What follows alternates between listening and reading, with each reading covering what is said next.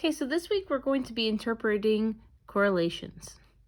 So the first question says, describe the following scatter plots as linear or nonlinear, positive or negative, strong or weak. So the first thing I'm going to do is try to see if I can draw a line of best fit from one side of the graph to the other. So that means, can I connect the dots by drawing a linear shape through most of them? So let's just say I draw a line. Yeah, that looks pretty good. So I would say that this is definitely linear. It's a linear correlation or relationship. Is it positive or negative? Now, looking at the line of best fit that I drew, it's decreasing. So that would make it negative. And the last question asks, is it strong or weak? Well, looking at the different data points and the line that I was able to draw through most of them, you're going to get pretty close. There's not a lot of outliers or stuff that's far away from the line. They're all pretty kind of bunched around the line. So I would say this is a strong correlation. Linear, negative, strong. Okay, let's try the next one. Linear or nonlinear? Well, let's try to draw a line kind of straight through the middle of this data. Okay, so it doesn't really form a line shape, but if you take this cloud here of data, it's generally shaped not in a curve shape or in a U shape. So we can say that it is a linear, but it's not very strong. I would definitely say that this, and it's also linear, not only linear, but it's going from left to right, increasing. So I would say that this is a linear positive relationship. But not only is it linear positive, it's not very strong. You can see even some points that are really, really far away from my line that I drew through the middle here. Those would be considered outliers, right? From the data, something that's kind of far away from the line. So I would mark this as linear, positive, but not a very strong correlation. I would say that this is weak because it's not forming a tight line. The stronger the correlation, the more close together the points are to form a line shape. All right, let's see the next one. Can I draw a line through the middle of this data here? Yeah. So I would definitely consider this to be a linear correlation. From left to right, it's increasing, so that would be positive. And this is definitely more in a linear shape than the previous problem. So I would say that this is a strong correlation. Okay, the next problem. From left to right, I try to draw a line anyway, from one end to the other, or whatever shape that it's forming in. This one, I would definitely say that it is forming a linear relationship, but it looks like there are several points here that are extremely far away from my line that would be considered outliers. So I would consider this to be a linear relationship. From left to right, it's increasing, so that would be positive.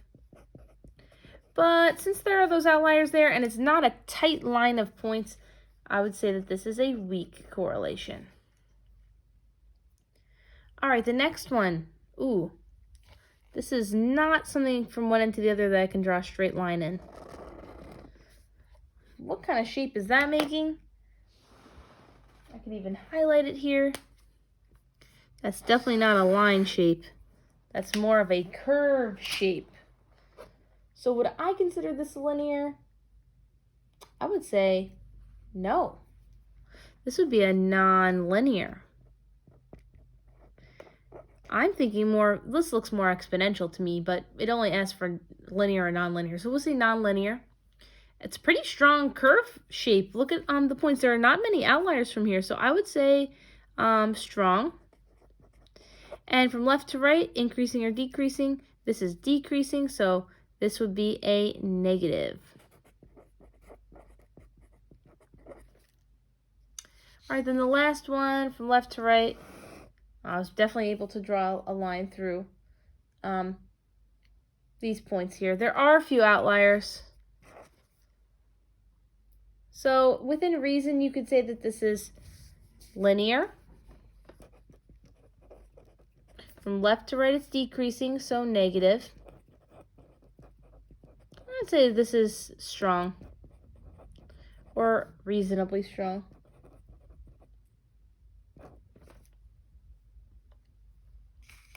Okay, question 2. Data was recorded on the age of drivers and the number of car accidents per 100 drivers in the year 2009. The data is shown in the scatter plot to the right. So what they want us to do is to describe the relationship between, this should say, the age of the drivers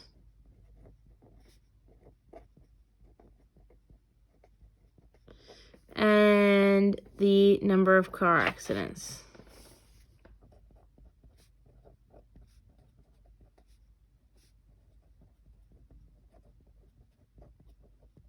Okay, so now that we fix that, what's the relationship? Well, from left to right, if I try to draw a model for this equation, this is looking like a linear relationship that is negative. And I mean, there are a few outliers here and there, but for the most part, it looks like it's pretty strong of a negative correlation. Which statement is most accurate in the interpretation of the association? The older drivers tend to have fewer accidents. Older drivers tend to have more accidents. There is no clear relationship between the age and the number of accidents. To me, as I'm looking at this, there is a relationship. We said it's a linear negative, which means the older the driver gets, the less accidents there tend to be.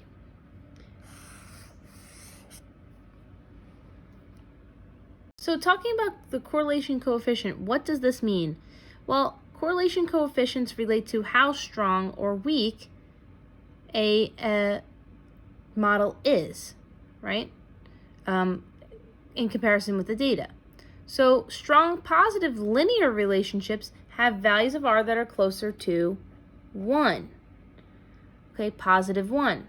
So the closer the R value is to 1, the stronger positive relationship it has. The strong negative linear relationships have values of R closer to -1. Weaker relationships have values of R closer to 0. So when you're thinking on a scale here, this is what I like to kind of think of it as. So let's just say we are looking at a scale or a number line. So if you're looking at a correlation coefficient, R, correlation coefficient,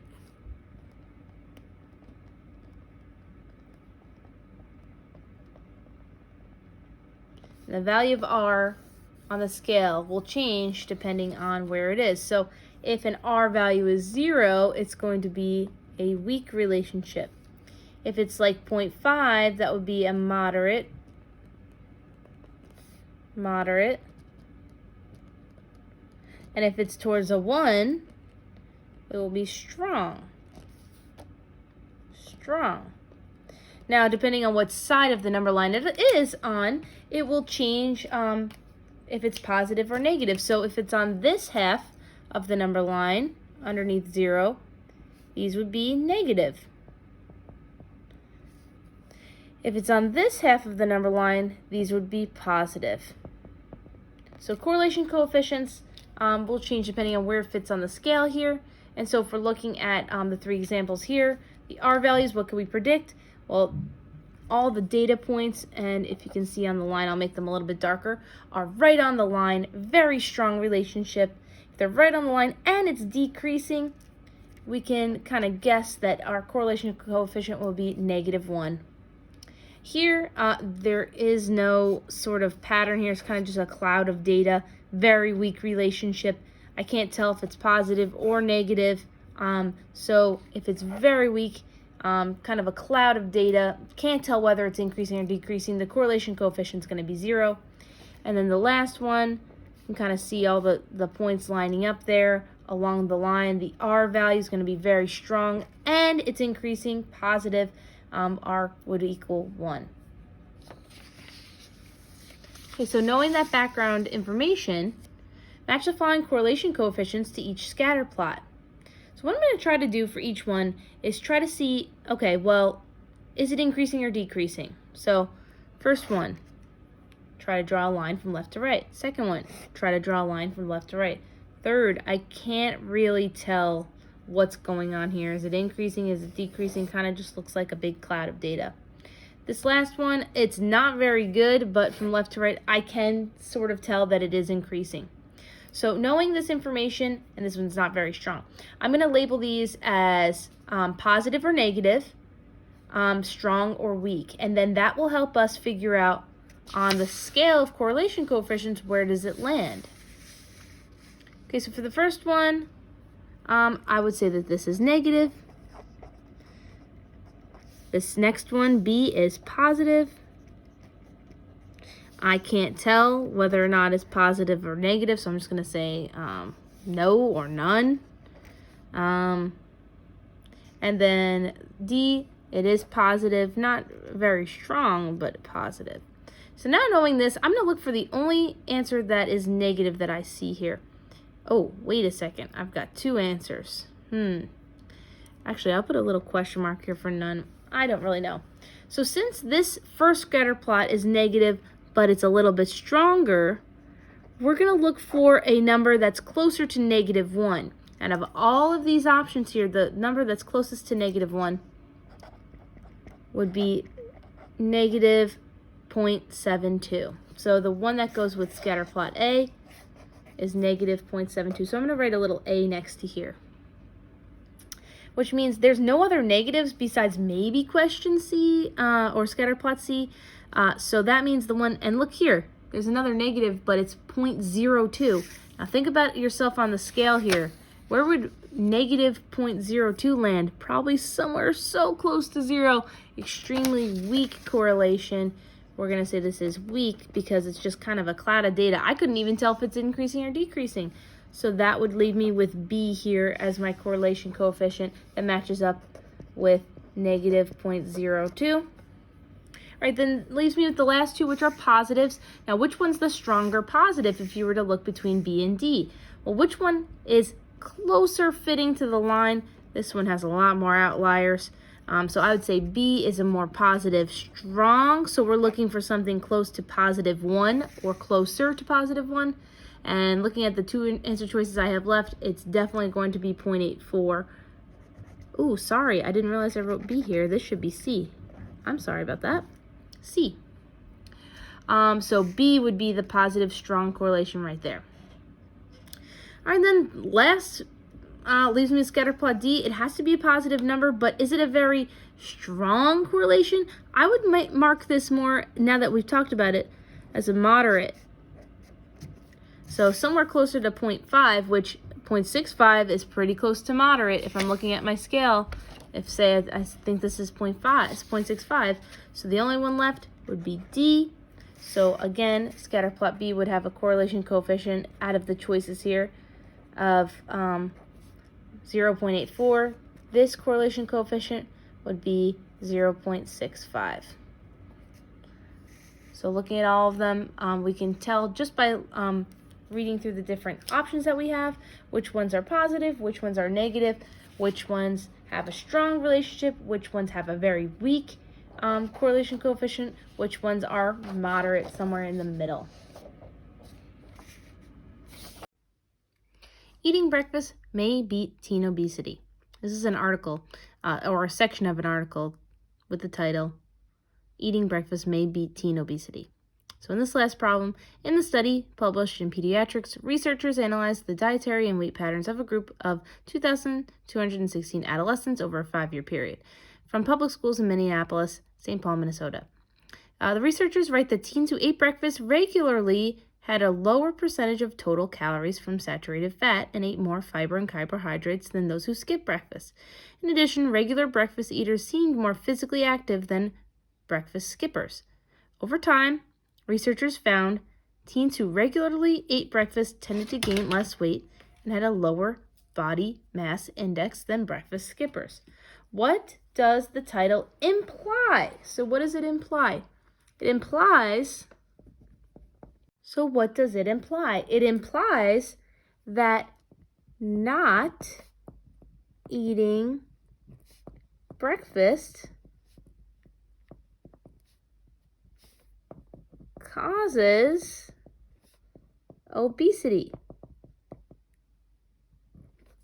So that's what it's implying, that if you don't eat breakfast, it may cause obesity. Or if you eat breakfast, it may beat obesity. So it really depends on which way you want to think of it. That's what it's implying, that if you don't eat breakfast, it may cause obesity. So in this article, is this article an example of causality or correlation? It is actually talking about that it, through all these different methods, well, why is it that they're noticing this? If you read through the article, it says researchers that write teens who ate breakfast regularly had a lower percentage of total calories from saturated fat, right, than those who skipped. In addition, regular breakfast eaters seemed more physically active. Does that mean just because they ate breakfast, they're not going to be obese? That's not true, right? It's just saying that they're seeing a relationship between these two things, but it doesn't mean one causes another, right? Eating breakfast does not cause you to be more physically active. Over time, researchers found teens who regularly ate breakfast tended to gain less weight. Again, maybe it's just what they're eating, right? It doesn't have to be the fact that they're eating breakfast causes them to be more fit. So in reality, even though they're trying to imply causality, really, it's just a relationship between the two things. It's actually an example of a correlation. And correlation, here's the key kind of sentence if you want to write it above here. Correlation does not mean causation. Okay, so what does that mean? What does that little phrase mean? Correlation does not mean causation. It means just because something has a relationship or is connected, just like this is saying, if you eat breakfast, you may be more physically fit, or not eating breakfast may mean that you're obese. It's just a relationship that someone has noticed. It's not that one thing causes another. Eating breakfast does not cause you to be healthier, right? It's just implying that it's a relationship that is noticed. So what's the definition of both of these two things? Well, what's the definition of causation? Causation is the relationship between cause and effect.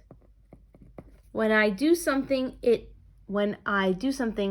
affects something else, right? Maybe these people who are eating breakfast just so happen to be,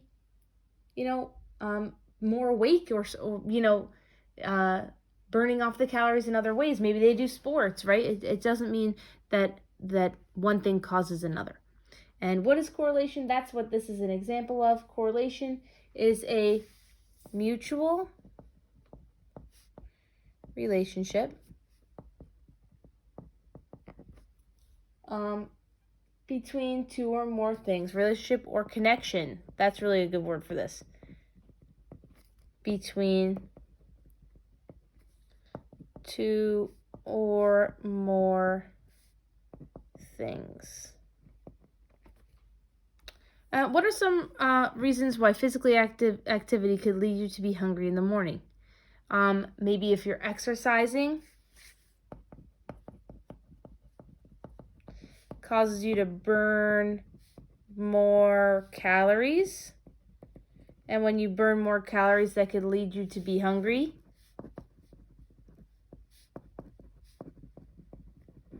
to try to gain energy, right? Which would then lead you to eat breakfast.